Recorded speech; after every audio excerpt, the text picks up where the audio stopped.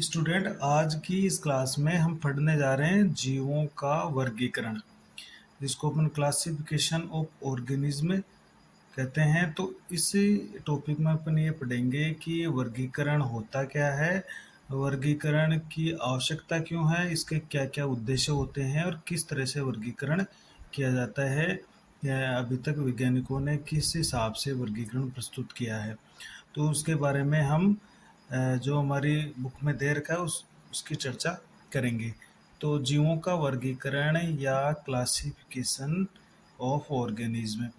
तो देखिए, हम जानते हैं कि पिछले वीडियो में हम पढ़ चुके हैं कि पृथ्वी पर बहुत बड़ी संख्या में जीव पाए जाते हैं। जीवों की लाखों जातियां मौजूद है। तो अभी तक जैसे हमने 17 से 18 लाख जातियां खोज की है या उनका वर्णन किया है। अतः सभी जीवों का अध्ययन करना संभव नहीं है। तो इन लाखों की संख्या में जो जातियां मौजूद है, तो इतनी बड़ी संख्या में जातियों का अध्ययन करना, उनको पढ़ना बहुत मुश्किल है। अतः ऐसी प्रक्रिया की आवश्यकता महसूस हुई जिसके द्वारा जीवों का अध्ययन करना आसान हो। तो जो ये प्रक्रिया अपनाई गई है, मतलब ऐसी प्रक्रिया, वैज्ञानिकों ने भी ये महसूस किया कि कोई ऐसी प्रक्रिया हो जिससे इतनी बड़ी संख्या में जो जीव खोजे जा चुके हैं उनका अध्ययन करना भी आसान हो जाए। तो वो जो प्रक्रिया अपनाई है उस प्रक्रिया को हम कहते हैं वर्गीकरण या क्लासिफिकेशन। तो ये क्लासिफिकेशन होता है क्या, इसको किस तरह से अपन परिभाषित करें। तो देखिए, वर्गीकरण वह प्रक्रिया, इसकी परिभाषा अपन लिख रहे हैं, यहाँ पर हम लिखेंगे वर्गीकरण की ये जो परिभाषा है वो है इसकी कि वह प्रक्रिया जिसमें जीवों में आसानी से दिखाई देने वाले गुणों के आधार पर, या गुणों की जगह यहाँ लक्षण भी लिख लेंगे अपन, तो आसानी से दिखाई देने वाले गुणों या लक्षणों के आधार पर सुविधाजनक समूह या वर्ग में रखा जाता है, तो उसे वर्गीकरण कहते हैं। तो मतलब यही है कि कोई भी जीव हो, उसमें जो हमें उसके गुण या उसमें जो लक्षण दिख रहे हैं, और हम ये भी जानते हैं कि अलग अलग जीवों के जो गुण होते हैं वो अलग अलग होते हैं, और उन्हीं गुणों के आधार पर हम एक जीव को दूसरे जीव से अलग कर सकते हैं। तो जैसे हमें कोई भी दो पौधे हैं, जैसे नीम का और आम का पौधा, तो दोनों के गुण हमें अलग अलग दिखाई देते हैं। इसी तरह से जैसे कुत्ता और बिल्ली, तो दोनों के गुण अलग अलग दिखाई देते हैं। जैसे कौवा और कबूतर, तो हमें दोनों के गुण अलग अलग दिखाई देते हैं। तो हम उनको अलग छांट सकते हैं, उनको सुविधाजनक समूह में बांट सकते हैं। तो यही वर्गीकरण कहलाता है। तो एक परिभाषा तो इसकी ये हो जाती है, और दूसरी परिभाषा हम कुछ इस तरह से भी लिख सकते हैं कि जीवों को उनकी समानताओं और विभिन्नताओं के आधार पर किसी समूह में रखना ही वर्गीकरण कहलाता है।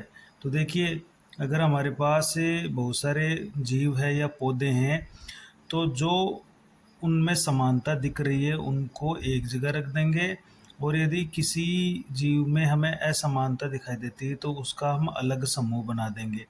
तो समानता और विभिन्नताओं, तो इसको इस तरह भी लिख सकते हैं, समानता और असमानता के आधार पर किसी समूह में उनको अपन रख दें, तो यही वर्गीकरण कहलाता है।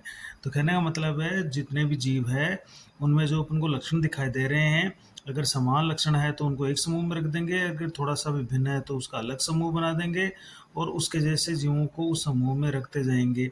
तो इस तरह से अनेक जीवों के समूह बनते जाएंगे, और उन समूह का एक सदस्य का हम अध्ययन करके पूरे समूह का अध्ययन कर सकते हैं।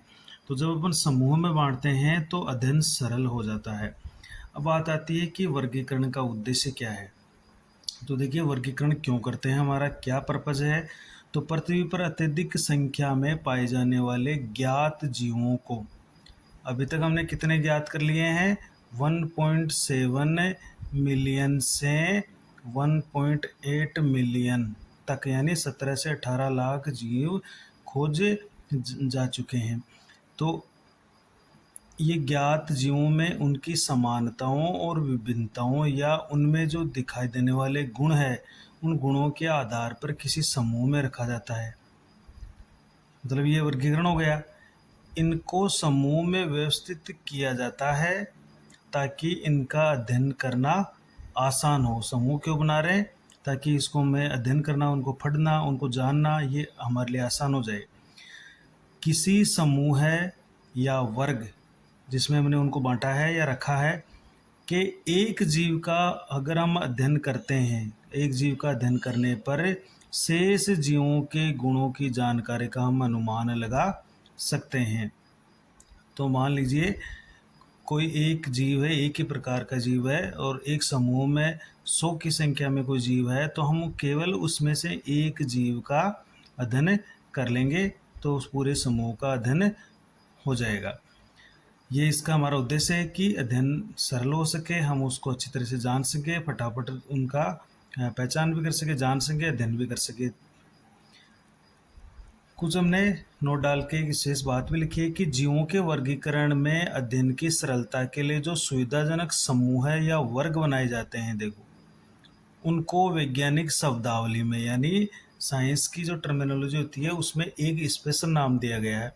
उस स्पेशल नाम है टेक्सा। ये देखिए टेक्सा कहते हैं उसको।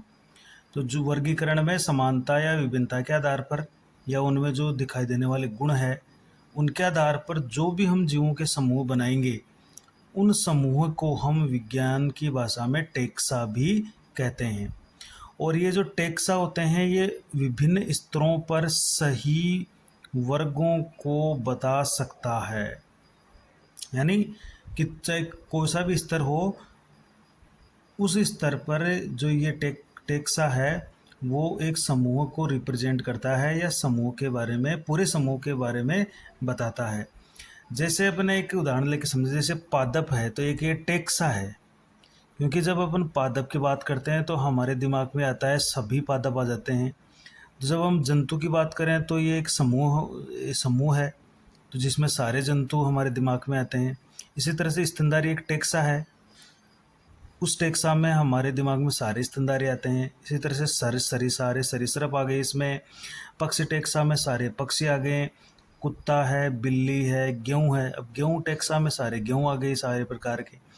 इस तरह से चावल है, ये सभी प्रकार के टेक्सा है। इस तरह से हजारों लाखों की संख्या में टेक्सा है।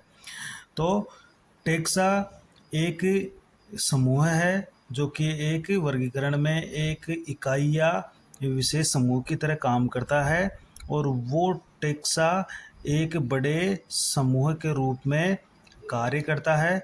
तो जब भी हम उस टेक्सा की बात करते हैं तो उस गुण वाले सभी जीव उस टेक्सा में शामिल होते हैं। जैसे कुत्ता एक स्तनधारी प्राणी है, इसमें कुत्ता स्तनधारी प्राणी विभिन्न स्तरों पर टेक्सा को बताता है। देखिए जैसे कुत्ता एक स्तनधारी प्राणी है तो यहाँ पर कुत्ता भी टेक्सा है, स्तनधारी भी टेक्सा है और प्राणी भी टेक्सा है। तो कुत्ते की जब बात करते हैं तो सारे इसमें कुत्ते डॉग्स आ जाते हैं, स्तनधारी की बात करते हैं तो सारे स्तनधारी, और प्राणी यानी एनिमल की बात करते हैं तो हमारे दिमाग में सारे प्राणी आते हैं। तो जब एक कोई शब्द हम लेते हैं और वो एक समूह को प्रदर्शित करता है तो वो एक अपने आप में टेक्सा होता है। तो इस तरह से हम विज्ञान की भाषा में जो हमने वर्गीकरण के लिए जो समूह बनाई है उनको हम टेक्सा कहते हैं। अब हम लेते हैं हमारा जो पादप वर्गीकरण है उसके प्रकार के बारे में। तो जो पादपों का वर्गीकरण किया जाता है वो मुख्य रूप से 3 प्रकार से किया गया है ना। तो वर्गीकरण 3 तरीके से किया जाता है और उसमें भी अपन पादपों का पढ़ रहे हैं। तो पहला जिसमें जो मुख्य आधार लिया गया है वो है कृत्रिम वर्गीकरण, जिसको आर्टिफिशियल क्लासिफिकेशन भी कहते हैं। देखिए कृत्रिम वर्गीकरण में क्या होता है, कोई भी कृत्रिम लक्षण ले लिया और उसके आधार पर जो जीव दिख रहे हैं उसको समूह में बांट दिया, तो ये पूरी तरह से कृत्रिम होता है। यह वर्गीकरण पूर्णतया कृत्रिम गुणों पर आधारित है। देखिए कृत्रिम गुणों पर आधारित है। इसमें पादपों के 1 या 2 आकार की लक्षणों यानी मोर्फोलॉजिकल कैरेक्टर्स के आधार पर वर्गीकृत किया जाता है। तो जो आकारिकी है, जो हमें भाई बाहर से दिख रहे हैं, यानी वो कितने लंबे हैं, उसमें पुष्प कैसे आकृति का है, उसमें पुष्प का कलर कैसा है, पुष्पों कितने संख्या है, पत्तियों का आकार कैसा है, जो भी अपन को दिख रहा है वो आकारिक लक्षण है।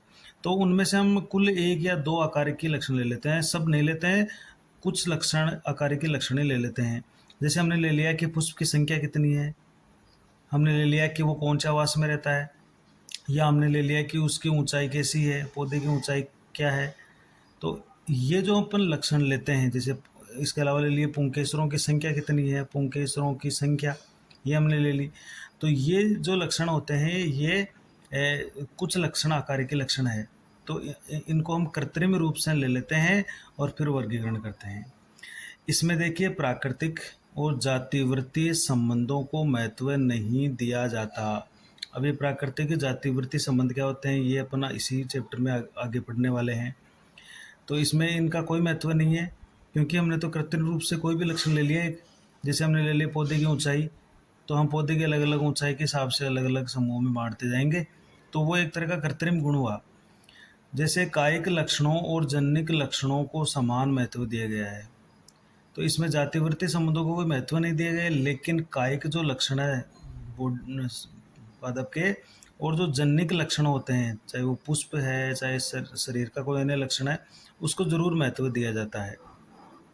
अब ऐसा वर्गीकरण किस किसने प्रस्तुत किया, तो ये वर्गीकरण प्रस्तुत किया थियोफ्रेट्स ने और केरोलस लिनियस ने। तो ये दो मुख्य उदाहरण आपको याद रखने हैं कि थियोफ्रेट्स ने कृत्रिम वर्गीकरण दिया और केरोलस लिनियस द्वारा प्रस्तुत वर्गीकरण भी कृत्रिम वर्गीकरण है।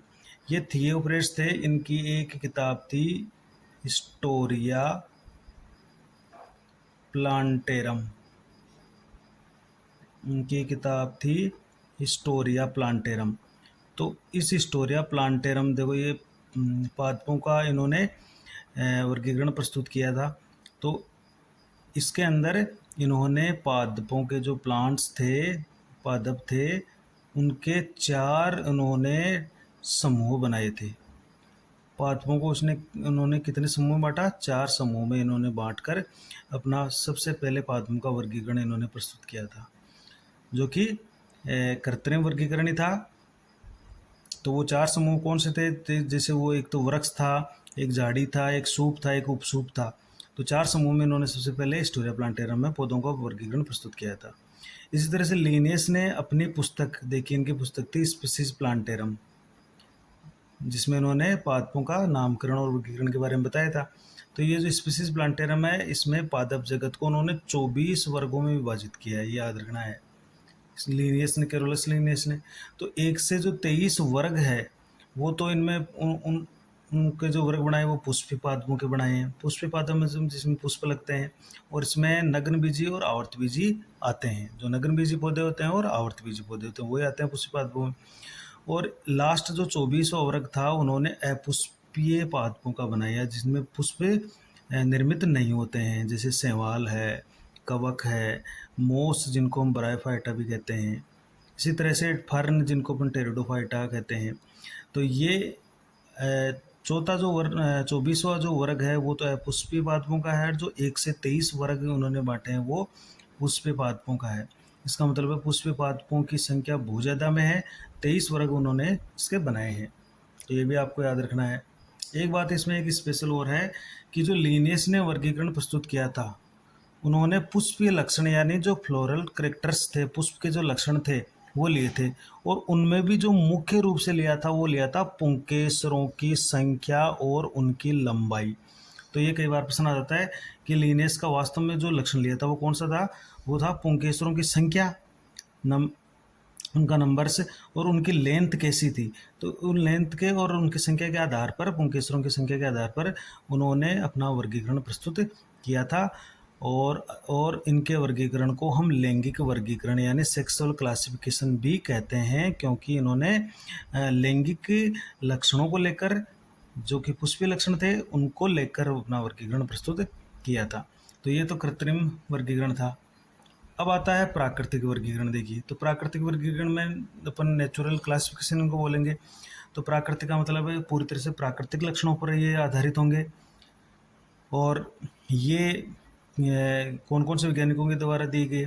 तो प्राकृतिक वर्गीकरण जो है वो पादप के प्राकृतिक लक्षणों पर आधारित है। अब प्राकृतिक लक्षण क्या होते हैं पौधे के, प्राकृतिक लक्षण होते हैं उसकी जड़ से लेकर पत्तियों तक, जड़, तना, पत्तियाँ, फल, फूल, ये सारे उसके प्राकृतिक लक्षण हैं, तो इन पर आधारित हैं। इसमें ये जो प्राकृतिक वर्गीकरण है, इसमें पादपों का वर्गीकरण उनकी संपूर्ण आकारिकी यानी कंप्लीट मॉर्फोलॉजी के आधार पर किया गया है। यानी उनकी पूरी आकारिकी देखते हैं हम, जैसे उनकी जड़, उनका तना, उनमें पत्तियां कैसी है, उनमें फूल कैसा है, ये सारी उनके अंदर देखेंगे। यानी संपूर्ण आकारिकी या कंप्लीट मॉर्फोलॉजी के आधार पर हम वर्गीकरण प्रस्तुत करेंगे। तो ये कंप्लीट एक प्राकृतिक गुण हुए, प्राकृतिक लक्षण हुए पादप के, तो ऐसा वर्गीकरण प्राकृतिक वर्गीकरण है। देखिए इसमें प्राकृतिक लक्षणों के आधार पर समान पादपों को ही एक समूह में रखा जाता है। अतः एक समूह के पादपों में समानताएं अधिक होती है और असमानताएं कम होती है। तो ये तो नेचुरल है ही कि जब अपन एक समान गुणों वाले पादपों को एक जगह रखेंगे तो उनमें समानताएं ज़्यादा होगी और असमानताएं कम से कम होगी। इसलिए यह वर्गीकरण सबसे अच्छा माना गया है, क्योंकि प्राकृतिक वर्गीकरण अच्छा माना जाता है। अब ये किसने प्रस्तुत किया? अब ये जो प्राकृतिक वर्गीकरण था, ये देखिए किसने अच्छा माना जाता है, जबकि जो कृत्रिम वर्गीकरण है वो उसमें क्या होता है कि एक ही समूह के पादपों में समानताएं कम होती है और असमानताएं ज़्यादा होती है, इसलिए अच्छा नहीं माना जाता है। तो जब कृत्रिम वर्गीकरण करते हैं तो कई बार क्या होता है कि उसमें एक ही समूह में असमान जीव एक जगह आ जाते हैं, समान जीव अलग अलग हो जाते हैं। तो कृत्रिम वर्गीकरण से अच्छा है प्राकृतिक वर्गीकरण। तो इसको प्रस्तुत करने वाले देखिए एपीडी कैंडोले का वर्गीकरण और बेंथम और हुकर का वर्गीकरण। देखिए बेंथम और हुकर का वर्गीकरण की उनकी किताब थी जेनेरा प्लांटेरम, जेनेरा प्लांटेरम। इन्होंने, इनकी ये बुक थी, उस बुक के अंदर इन्होंने अपना वर्गीकरण प्रस्तुत किया था बेंथम व हुकर ने। तो आज बेंथम हुकर के ही वर्गीकरण पर ज़्यादातर हमारे जो हर्बेरियम है वो काम करते हैं, और जो वर्गीकरण अपन पढ़ते हैं वो ज़्यादातर बेंथम और हुकर के वर्गीकरण पर ही आधारित होता है जीवों का। तीसरा जो लास्ट वर्गीकरण है वो देखिए जातिवर्तीय वर्गीकरण है, जिनको अपन फाइलोजेनेटिक क्लासिफिकेशन भी कहते हैं। तो फाइलोजेनेटिक में होता क्या है, देखिए पहले तो अपन पढ़ेंगे कि जातिवर्त क्या होता है, फाइलोजेनी क्या होती है। तो जातिवर्त का मतलब है आप किसी भी जाति का जो उद्विकास है यानी इवोल्यूशन, उसके इतिहास का अपन अध्ययन करें। यानी उसका, जैसे ये कोई जीव है, ये जीव, इसके पूर्वज, इसके जो पूर्वज थे वो कौन थे, तो उन पूर्वजों का अध्ययन करें और इस जीव का विकास कैसे हुआ है, उनके पूर्वज थे, उनके गुण क्या थे, उनके लक्षण क्या थे, क्या वो आपस में समान थे, ये समानता रखते थे या अलग थे, तो वो सारा हम उनके उद्विकास के इतिहास का अध्ययन करेंगे। तो उसको क्या कहते हैं अपन, जातिवर्त या फाइलोजेनी। तो यह वर्गीकरण जो है ना वो पौधों के विकास यानी इवोल्यूशन के आधार पर किया गया है कि उनके पूर्वज कैसे थे। अगर पूर्वज समान थे तो उनको फिर एक जगह हम रखते हैं। इसमें पादपों के विकास यानी इवोल्यूशन और उनके आनुवंशिक संबंध, चूँकि अपन देखते हैं कि जैसे एक पूर्वज है, इस पूर्वज में कुछ बदलाव हुए तो इसमें नई, जब बदलाव हुए तो इनके नए जातियाँ बन गई, इनमें बदलाव हुए तो और नई जातियाँ बन गई। तो अपन विकास और विकास के साथ जो उनके आनुवंशिक संबंध है, क्योंकि जब विकास होगा तो डेफिनेटली उनमें कुछ ना कुछ आनुवंशिक बदलाव हुआ है, और क्या उनके पूर्वजों में कोई आनुवंशिक संबंध था, तो वो भी चर्चा करेंगे इस पर। तो विकास, आनुवंशिक संबंधों और उनके जनन गुणों के आधार पर या उनको ध्यान में रखकर वर्गीकरण किया जाता है। तो जो उनके जो जनन के गुण है, उनके जो आनुवंशिक संबंध है, क्या उनका डीएनए आपस में मैच करता था या डीएनए में कितना फ़र्क है, और उनका जो उद्विकास हुआ है वो किस तरह से हुआ है, तो इन सारी बातों का ध्यान में रखकर ही वर्गीकरण प्रस्तुत किया जाता है। इस वर्गीकरण में सभी लक्षणों को समान महत्व दिया जाता है।